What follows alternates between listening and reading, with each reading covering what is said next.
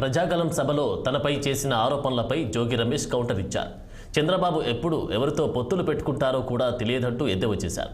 చంద్రబాబుకు దమ్ము ధైర్యం ఉంటే తనతో బహిరంగ చర్చకు రావాలని సవాల్ విసిరారు. చంద్రబాబు లాగా దొడ్డిదారిలో జగన్ సీఎం అవ్వలేదని తెలిపారు. జగన్ రాష్ట్రంలో అన్ని సంక్షేమ పథకాలను ఏర్పాటు చేశారు కాబట్టి తను మరోసారి సీఎం అవ్వడం ఖాయమని జోగి స్పష్టం చేశారు.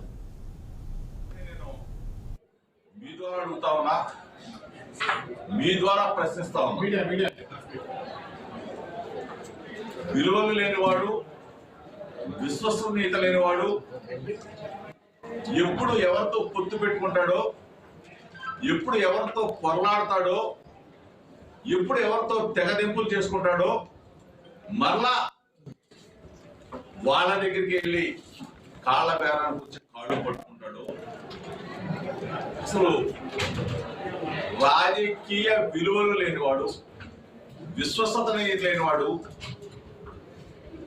రాజకీయాల్లో పనికిరానివాడు నారా చంద్రబాబు నాయుడు.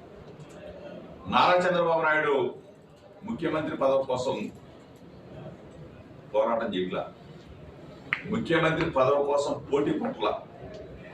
నారా చంద్రబాబు నాయుడు పోటీ పడేదల్లా కుప్పంలో ఎమ్మెల్యేగా గెలవడం కోసం మాత్రమే ఆరాట పడుతున్నాడు తప్ప, ఎప్పుడో తెలుసు చంద్రబాబు నాయుడికి నేను ముఖ్యమంత్రి